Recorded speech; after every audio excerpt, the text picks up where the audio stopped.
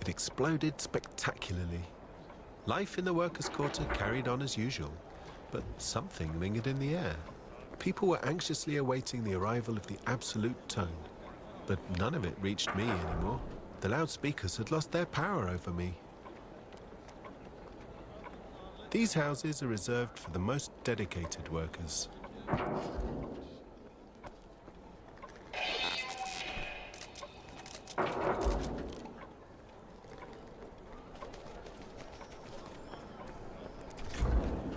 Workers giving commands through a loudspeaker?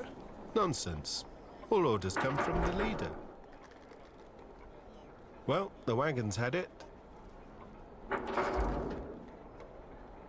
Women's house. Only for the most productive workers. These houses are reserved for the most dedicated workers.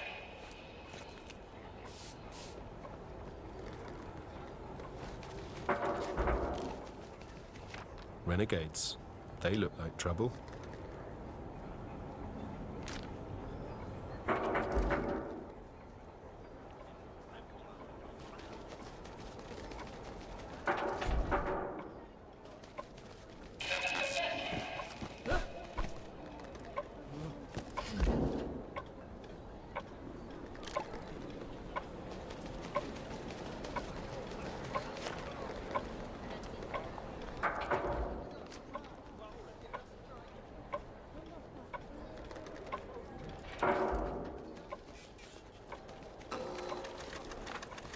Only bureaucrats are allowed up there. I'm just a rubbish collector. Portal to the bureaucratic quarter, for the chosen few only.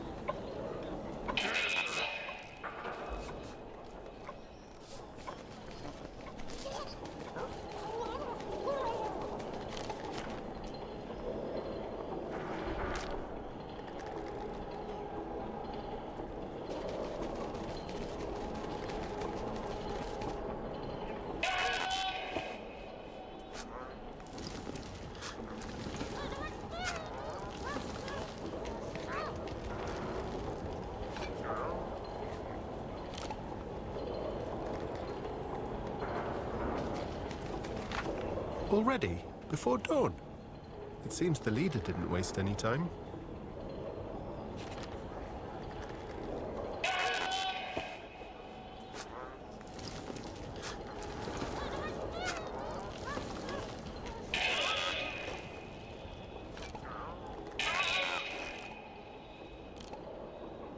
A factory for loudspeakers. Figures. A factory for loudspeakers. Figures.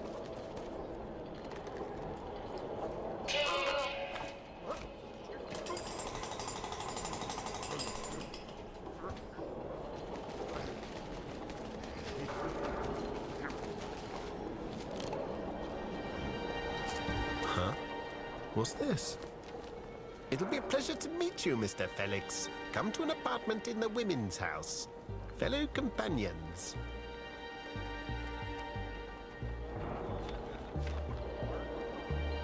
This seems fishy. Why are they inviting me, of all people?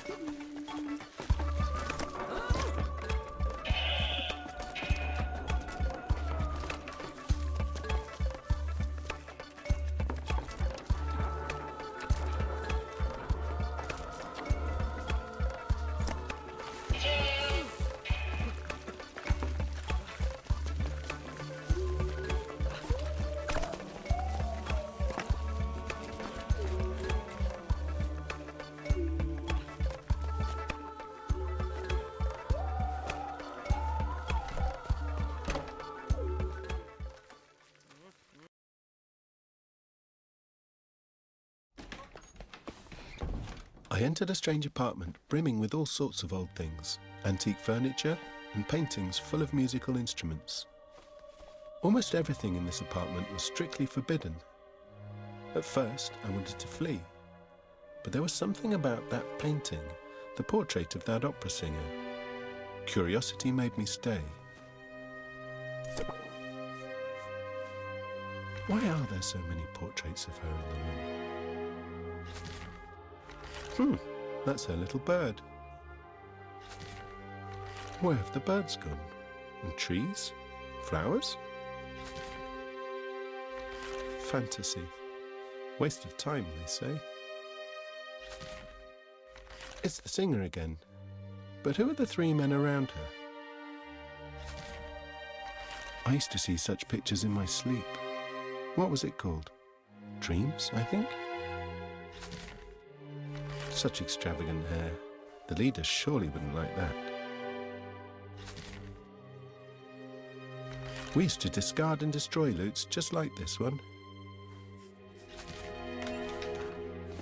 I was right. Somebody's watching me. A mysterious landscape. It truly looks like something from a dream. A piano. That instrument is forbidden.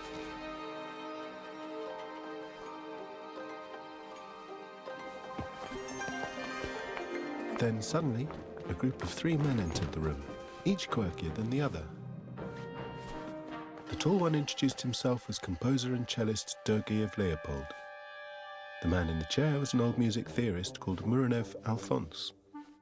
Last, but not least, there was Bafov Anton, former conductor of the Municipal Symphonic Orchestra. They were the three traitors, the public enemies from that poster. My blood was running cold. Good day to you, Mr. Felix. We are pleased to meet you, says the tall one. It seems that you enjoy the silence too, just like we do. We saw you at the old opera house. I've never been there, but I know you. You betrayed our leader and his great idea. Oh, please, Mr. Felix, they laugh. Do you still believe that? Why do you keep wearing these headphones then?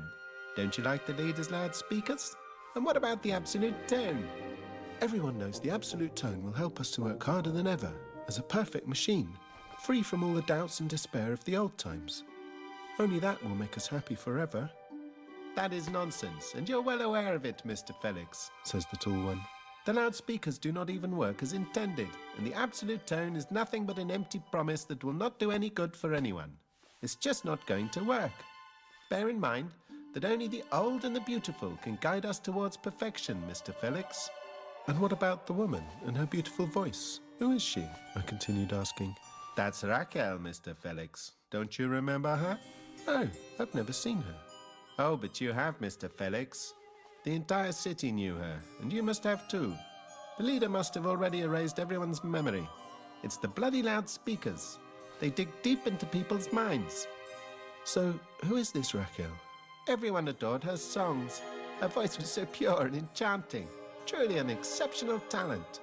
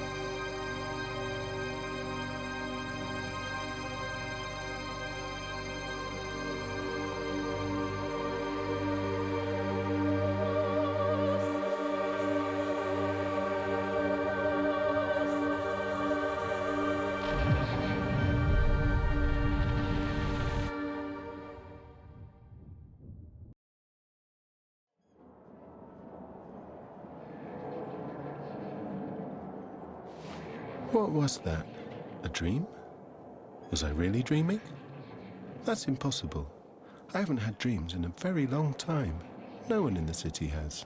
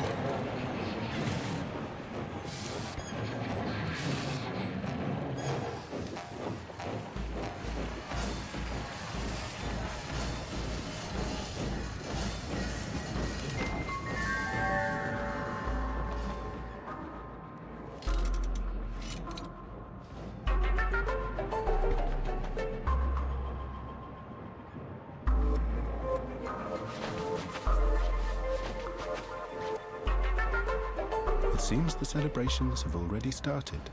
Tonight, the absolute tone will be heard.